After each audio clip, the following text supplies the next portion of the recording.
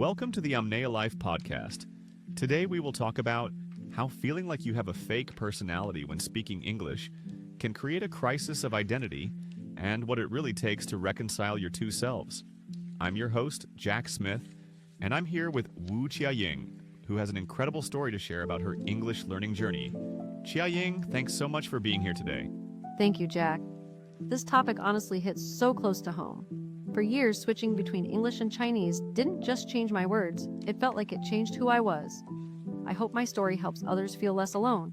Here's something I find so interesting.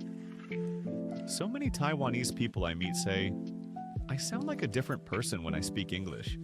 I feel more shy, less warm, almost like I'm pretending to be someone else. Why do you think that's such a common experience? That was exactly my situation. I felt lively and expressive in Mandarin, but as soon as I tried to speak English, it was almost like I was acting. My tone changed. I focused so much on correctness that my real personality disappeared. It wasn't just about language. It was like leaving myself behind.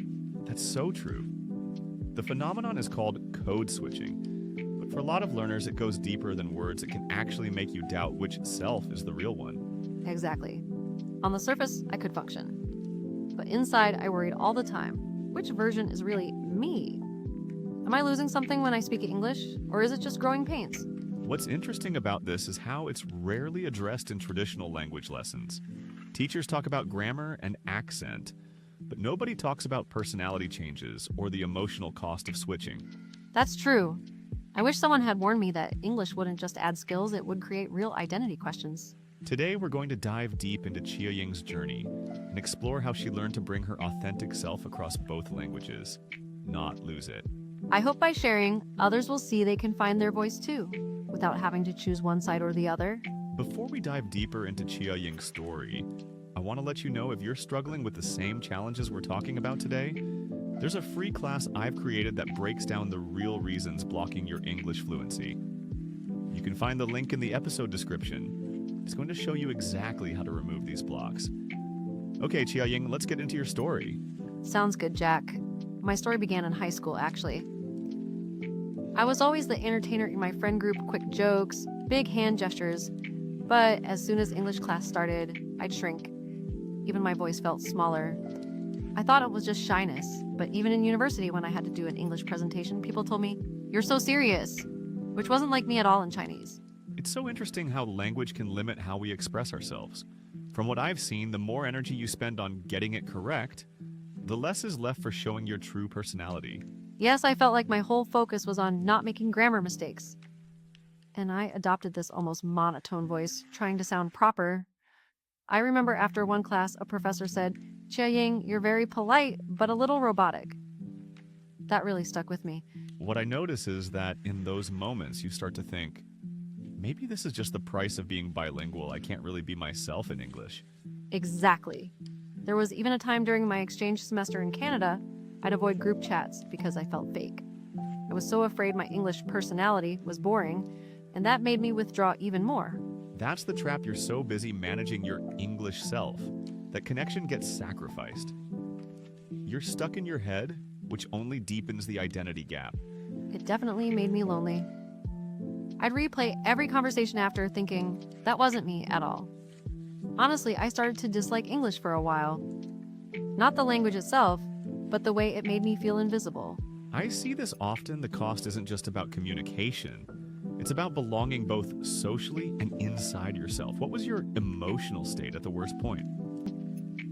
Honestly, I felt like I was split in two. My Chinese self funny, dynamic, confident. My English self nervous, overly polite, almost like a robot. It started creating doubt about who I was, especially when I thought about my future career. That kind of split is exhausting. You end up questioning which identity is more authentic or whether you have to choose one. Yes, and I started thinking maybe I just wasn't meant to ever sound natural in English. It was discouraging. What shifted that for you? Was there a turning point? There was, actually. In my third year of university, a friend from Canada invited me to a small house party. At first, I planned to just listen quietly, but someone asked about a movie I loved, and for a split second, I forgot my nerves and just launched into why it was hilarious. I even acted out a scene, silly voice and all. Everyone laughed, and someone said, "I didn't know you were so funny." That's a breakthrough. When you forgot about performing and just engaged, your real self naturally came out even in English. Yes, that moment showed me it's possible to be myself in English, but only if I stopped focusing every second on correctness. That's the key. Authenticity rises when you give yourself permission to let go of perfect grammar and focus more on sharing your message or emotion. After that night, I challenged myself to bring one small part of my Chinese self into every English conversation, like using hand gestures or humor. Little by little, my confidence grew. That gradual process, integrating your personalities, is the real path to wholeness. Not flipping a switch, but bringing your real self, piece by piece. It was clumsy sometimes, but I started to enjoy English for the first time. People reacted to me, not just my grammar. Let's break this down a bit. Looking at your story, the main block wasn't your English skill. It was the belief that you had to leave your true self at the door when switching languages. Exactly. I needed to learn that my Chinese personality could exist in English too, even if it looked a little different. This issue is so deeply rooted in Taiwan's language culture. We focus on correctness and not losing face, so students hide their playful side in English. Yes, I wish schools encourage students to bring their real personality to English class instead of just teaching structure. The shift you made was from, "I must be proper," to, "I can be real." That's so powerful. That change made all the difference suddenly. English felt like a tool, not a test.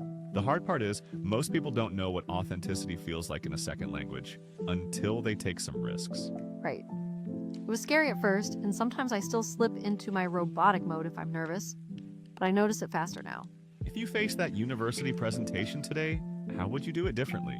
I'd let myself use my natural tone, add some humor, even ask people questions instead of aiming for a perfect script. That's so much more engaging than perfection. It's true, people respond to the real you, not the textbook version. I see this identity split with so many learners after years of being correct. They forget they can be themselves in English. If you're listening, please know English is a new channel, not a replacement for your personality. The reason it's tough to overcome is that everyone's scared of being too much or doing it wrong. But the world needs your real self. Absolutely. The best conversations I've had in English were after letting go and just showing up as myself. If you want to bridge your two personalities, here are my tips. First, before any English interaction, set one authenticity goal. For example, tell a joke or use your natural gestures no matter how small. It's powerful, authentic little actions build that real self muscle in English. Second, don't script everything. Make a few key points, but let the rest flow more naturally, even if it means more ums and pauses. That's real conversation. Scripting kills authenticity and increases pressure. Third, reflect afterward on moments you felt authentic in English, not just on mistakes. Remember how it felt. That practice rewires your brain to seek genuine connection, not just approval. Over time, the split closes and you become more truly yourself no matter the language. Chia Ying, your story shows that real fluency is not about erasing your identity, but about expanding it. Thank you, Jack. Everyone listening, you have a real voice in every language, you just have to let it out. Imagine a world where everyone learns to speak English as themselves, not a polite robot. Yes, that's when real connection and joy happen. Don't be afraid to shine. That's the ultimate goal. Language as a bridge, not a barrier between your true selves. Start today. Bring one more part of your real self into your next English conversation. Chia Ying, thank you so much for being here today and sharing your story with us. I know our listeners are going to find so much value in what you've shared. Thank you for having me. Jack, I hope my story helps someone out there. I'm sure it will. And to everyone listening, if you want to discover the real reasons that are blocking you from speaking English fluently, click the link in this episode to watch a free class that will show you how to remove these blocks.